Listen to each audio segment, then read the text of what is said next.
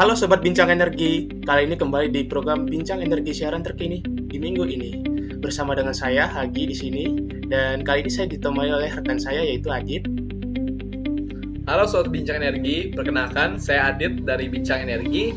Jadi kita akan membawakan nih berita-berita paling hot dan up to date mengenai sektor energi dari tanggal 16 sampai 29 Oktober kemarin. Nah, bener banget Dit, jadi kita bakal bahas berita-berita yang lagi hot nih mengenai tentang energi. Jadi yuk kita simak informasi yang bakal kita ulas. Berita pertama datang dari Glasgow, Inggris, yaitu di mana diadakan COP26 yang diikuti oleh berbagai negara di seluruh dunia. Untuk agenda COP26 sendiri akan diadakan pada tanggal 31 Oktober 2021. Seperti yang kita ketahui, suhu bumi semakin lama semakin meningkat. Imbas dari panasnya suhu bumi sangat dirasakan oleh umat manusia, mulai dari kutub hingga Sahara. Ancaman banjir, hujan lebat, kekeringan, dan kurangnya keragaman hayati, serta krisis kemanusiaan menjadi kian marak terjadi. Untuk mengatasi masalah perubahan iklim tersebut, Perserikatan Bangsa-Bangsa atau PBB mengumpulkan berbagai negara dunia untuk bertemu dalam sebuah konferensi yang dikenal sebagai Conference of the Parties atau COP. Selama 3 dekade terakhir, sudah 25 kali konferensi yang dilakukan untuk membahas isu ini. Tahun ini, COP yang ke-26 akan diadakan pada 31 Oktober sampai 12 November 2021 di Glasgow, Inggris, dikutip dari situs resmi Badan PBB untuk Perubahan Iklim, UNFCCC. Tujuan dari agenda ini adalah untuk memperbarui rencana pengurangan emisi dari sebelumnya. Indonesia pun juga terlibat dalam acara ini, di mana pemerintah Republik Indonesia sebelumnya telah berkomitmen di Paris Agreement, yaitu terkait penurunan jumlah emisi karbon sebesar 29% tanpa syarat dan 41% dengan syarat. Dan jumlah ini jauh lebih besar dibandingkan pada tahun 2010, yaitu 26%. Mengutip dari laman resmi IPCC, komitmen menjaga kenaikan suhu agar tidak lebih dari 1,5 derajat Celcius dapat mengurangi kadar CO2 di dunia sebesar 45% pada tahun 2030 dibandingkan pada tahun 2010, dan dunia dapat mencapai target nol emisi pada tahun 2050. Mengutip dari NASA, jika suhu bumi naik hingga 2 derajat Celcius, maka akan berdampak terhadap tingginya curah hujan dan juga meningkatkan potensi risiko banjir. Selain itu juga dapat meningkatkan potensi deforestasi serta kebakaran hutan. Oke, di berita kedua ini ada angin segar nih dari sektor EBT. Karena realisasi kapasitas pembangkit listrik energi baru terbarukan atau EBT per triwulan 3 2021 mengalami kenaikan, yaitu mencapai 386 MW. Tambahan pembangkit EBT diantaranya dari PLTA Poso Piker, Second Expansion Unit 1 dan 2 sebesar 130 MW, 12 unit pembangkit listrik mikrohidro atau mini hidro PLTM sebesar 71,26 MW, dan 55 MW dari 2 unit PLTP, PLT Bioenergi 19,5 MW, serta tambahan dari PLTS Atap 17,88 MW. Tambahan kapasitas pembangkit listrik EBT juga akan berlangsung hingga Desember 2021. Contohnya, dari PLT Biomasa berkapasitas 10 MW di Jawa Timur yang ditargetkan akan beroperasi tahun ini. Juga, 2 unit PLTP Rantau Dedap dan PLTP Sokoria berkapasitas total 191 MW. Juga penambahan dari PLTS atau PLTS Atap sebesar 27,54 MW dan juga PLTA dengan kapasitas 200 MW.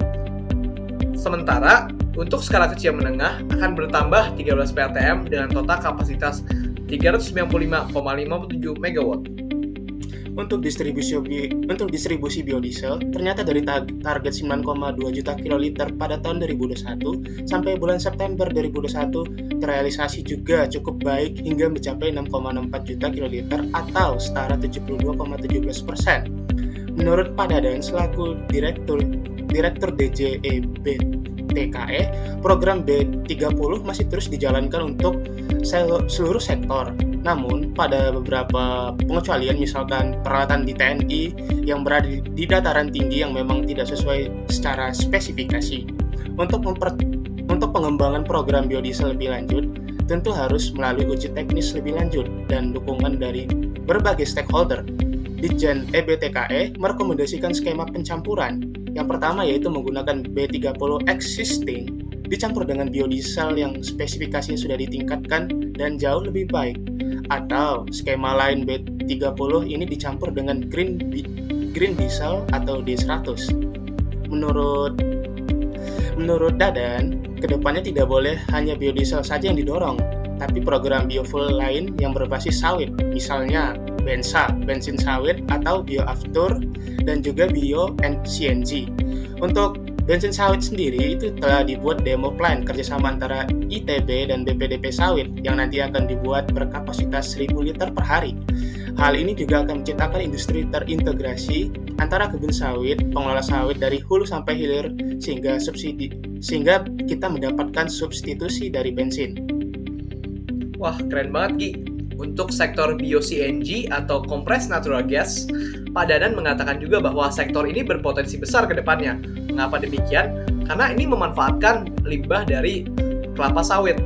Dadan juga menjelaskan bahwa realisasi investasi EBTKE kemungkinan besar tidak mencapai target untuk 2021 karena pandemi COVID-19, di mana targetnya adalah 22 miliar, namun hingga saat ini baru mencapai realisasinya 1,12 miliar US dollar. Sampai dengan triwulan 3, realisasi penurunan emisi telah mencapai 69,5 juta ton CO2 ekivalen. Jadi jangan khawatir, meskipun realisasi investasi belum tercapai, namun EBTKE tetap bergerak untuk menurunkan emisi karbon di Indonesia. Nah, masih dari Kementerian SDM nih, pemerintah melalui KSDM terus berupaya untuk mendorong peningkatan investasi di sektor ketenagalistrikan dengan mempercepat dan mempermudah perizinan usaha ketenagalistrikan. Salah satu upaya telah dilakukan yaitu penerapan kebijakan perizinan berusaha berbasis risiko yang dituangkan dalam Peraturan Pemerintah PP Nomor 5 Tahun 2021 tentang penyelenggaraan perizinan berusaha berbasis risiko. Menurut Ahmad, selaku Sekretaris Direktorat Jenderal Ketenagalistrikan, yaitu setiap kementerian atau lembaga menjalankan analisis tingkat risiko dan menetapkan tingkat risiko usahanya, yaitu tingkat risiko rendah, menengah, dan tinggi, sehingga dapat mempercepat dan mempermudah pembukaan usaha dan menciptakan kepastian usaha. Lebih lanjut, menurut Muhammad, menjelaskan bahwa aturan tersebut sebagai tindak lanjut dari UU Nomor 11 Tahun 2020 tentang Cipta Kerja. Dengan regulasi ini, pemerintah menetapkan perizinan penggunaan pendekatan berbasis risiko untuk menetapkan jenis perizinan berusaha pada seluruh sektor usaha, termasuk di sektor kelistrikan. Lanjut Pak Munir Ahmad, dengan berlakunya regulasi ini, setiap kementerian atau lembaga dan pemerintahan daerah menggunakan norma, standar, prosedur, dan kriteria menggunakan pendekatan berbasis risiko. Usaha ketenagalistrikan disebut Pak Munir sebagai menjadi usaha penyediaan tenaga listrik dan juga usaha penunjang tenaga listrik. Dalam tindak lanjut Undang-Undang Cipta Kerja melalui Peraturan Pemerintah Nomor 25 Tahun 2021 tentang penyelenggaraan bidang energi dan sumber daya mineral, usaha jasa penunjang tenaga listrik telah diperluas cakupannya untuk dilaksanakan oleh BUMN, BUMD, badan usaha swasta, badan layan umum, serta koperasi. Guna mempermudah badan usaha dalam mengajukan perizinan di sektor ketenagalistrikan, seluruh perizinan berusaha di sektor ketenagalistrikan dilakukan melalui sistem Online Single Submissions atau OSS, perizinan berusaha berbasis risiko, serta pemenuhan standar persyaratan pada aplikasi perizinan ESDM. Dalam sistem tersebut, sesuai dengan kewenangannya, Ditjen Ketenagalistrikan melalui verifikasi persyaratan teknis sebagai dasar untuk penerbitan perizinan berusaha. Karena sifatnya yang sudah daring, badan usaha dapat melakukan tracking status permohonan perizinan dan akan memperoleh notifikasi hal-hal apa saja yang perlu dilengkapi atau diperbaiki apabila badan usaha mendapatkan notifikasi penolakan. Wah, keren banget nih. Berarti pasti gampang banget kalau misalnya kita ada urusan mengenai regulasi atau mau apply sesuatu mengenai ketenagalistrikan, hanya tinggal ke OSS. Nah, berlanjut ke bidang mancanegara, yaitu di Australia. Kali ini, di mana terkait kerjasama antara Indonesia dan Australia perihal infrastruktur energi rendah emisi, Menteri Luar Negeri Retno Marsudi mengatakan bahwa Presiden Jokowi dan Perdana Menteri Australia Scott Morrison menyepakati pernyataan bersama dalam kerjasama di bidang ekonomi hijau dan juga transisi energi. Pertemuan ini terjadi di sela-sela acara konferensi tingkat tinggi atau KTT G20 yang berlangsung di Roma, Italia. Selain itu, Indonesia dan Australia juga sepakat mengatasi perubahan iklim melalui kerjasama untuk mengembangkan, mendanai, dan berbagi teknologi rendah karbon. Nah, di saat yang sama juga, lanjut Menteri Luar Negeri Retno Marsudi, kedua negara sepakat juga untuk memperkuat ketahanan energi, yang intinya adalah keseimbangan antara ekonomi hijau dan kesempatan untuk pembangunan ekonomi. Kerjasama terkait vaksinasi COVID-19 dan pengakuan sertifikasi vaksin juga tak luput jadi pembahasan kedua negara itu. Kemudian ada pula kolaborasi sektor ekonomi digital sebagai sektor potensial untuk menghidupkan kembali ekonomi Indonesia dan Australia pasca pandemi. Selain itu, kita juga membahas soal ekonomi hijau, pertemuan antara Indonesia juga dan Australia juga membicarakan rencana pembukaan perbatasan kedua negara. Masih dari sektor mancanegara, kita beralih ke Singapura nih, Gi. Saat ini Singapura setengah terancam krisis energi yang akan berdampak pada pasokan listrik di negara tersebut. Hal ini disebabkan akibat terganggunya pasokan gas ke negara tetangga kita nih. Sebagai dampak dari terputusnya atau terhambatnya produksi gas atau distribusi gas, maka produsen listrik mulai menyatakan akan keluar dari bisnis listrik di Singapura. Pekan lalu, Op Energy dan iSwitch menyatakan akan menghentikan operasinya dan telah mengembalikan rekening pengguna ke SP Group, perusahaan listrik milik negara di Singapura. Guna mencegah Singapura gelap gulita, pemerintah pun berencana mulai mengimpor tenaga listrik dari negara sekitarnya. Republik Indonesia menjadi salah satu negara yang akan mengirimkan listriknya ke sana.